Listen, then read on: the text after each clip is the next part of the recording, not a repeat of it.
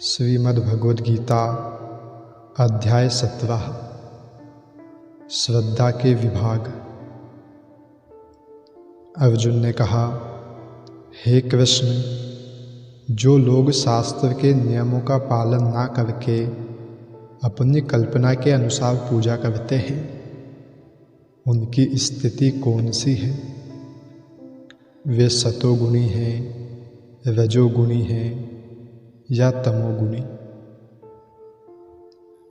चतुर्थ अध्याय के 39वें श्लोक में कहा गया है कि किसी विशेष प्रकार की पूजा में निष्ठावान व्यक्ति क्रमशः ज्ञान की अवस्था को प्राप्त होता है और शांति तथा संपन्नता की सर्वोच्च सिद्ध अवस्था तक पहुँचता है। 16वें अध्याय में यह निष्कर्ष निकलता है कि जो शास्त्रों के नियमों का पालन नहीं करता वह असुर है और जो निष्ठावान इन नियमों का पालन करता है वह देव है।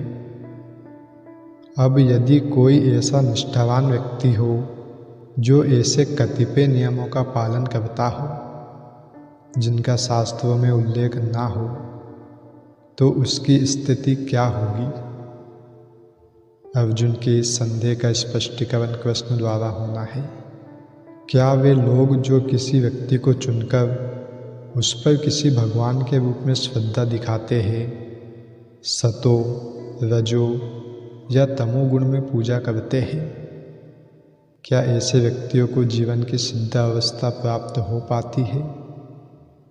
क्या वे वास्तविक ज्ञान प्राप्त करके उच्चतम सिद्ध अवस्था को प्राप्त हो पाते हैं?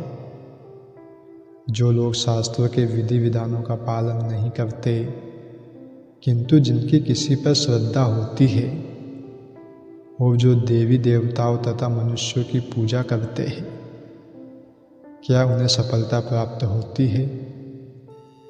अर्जुन इन प्रश्नों को श्री कृष्ण से पूछ रहा है। श्री कृष्ण ने कहा, देहधारी जीव द्वारा अर्जित गुणों के अनुसार उसकी श्रद्धा 3 प्रकार की हो सकती है, सतोगुणी, रजोगुणी अथवा तमोगुणी। अब इसके विषय में मुझसे सुनो। हे भरतपुत्र, विभिन्न गुणों के अंतर्गत अपने अपने अस्तित्व के अनुसार मनुष्य एक विशेष प्रकार की श्रद्धा विकसित करता है। अपने द्वारा अर्जित गुणों के अनुसार ही जीव को विशेष श्रद्धा से युक्त कहा जाता है। प्रत्येक व्यक्ति में चाहे वह जैसा भी हो, एक विशेष प्रकार की श्रद्धा पाई जाती है, लेकिन उसके द्वारा अर्जित स्वभाव के अनुसार उसकी श्रद्धा सतोगुणी, रजोगुणी अथवा तामसिक कहलाती है। इस प्रकार अपनी विशेष प्रकार की श्रद्धा के अनुसार ही वह कतिपय लोगों से संगति करता है।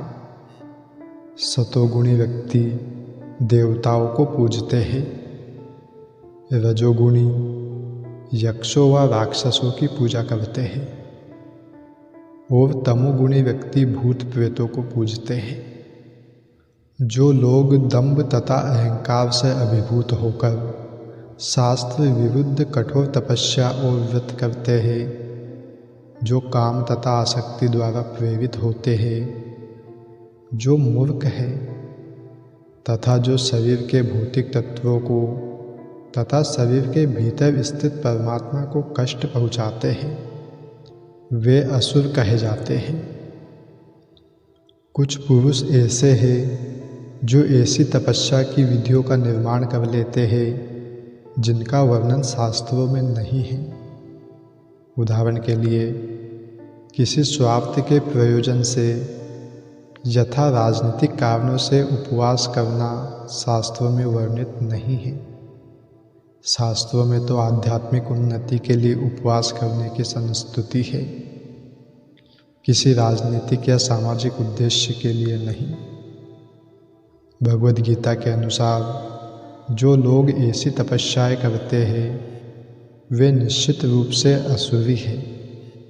उनके कार्य शास्त्र विरुद्ध है और सामान्य जनता के हित में नहीं है।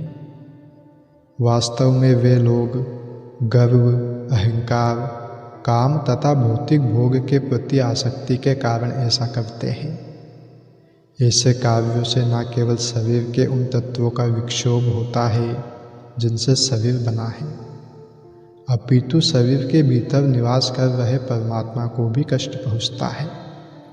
ऐसे अवैध उपवास से या किसी राजनीतिक उद्देश्य से की गई तपस्या से निश्चय ही अन्य लोगों की शांति भंग होती है। उनका उल्लेख वैदिक साहित्य में नहीं है। असूर्य व्यक्ति सोचता है कि इस विधि से वह अपने शत्रु या विपक्षियों को अपनी इच्छा पूरी करने के लिए बाध्य कर सकता है, लेकिन कभी कभी ऐसे उपवास से व्यक्ति की मृत्यु भी हो जाती है। ये कार्य भगवान द्वारा अनुमत नहीं है। वे कहते हैं कि जो इन कार्यों में प्रवृत्त होते हैं वे असुर हैं। ऐसे प्रदर्शन भगवान के अपमान स्वरूप है, क्योंकि इन्हें वैदिक शास्त्रों के आदेशों का उल्लंघन करके किया जाता है।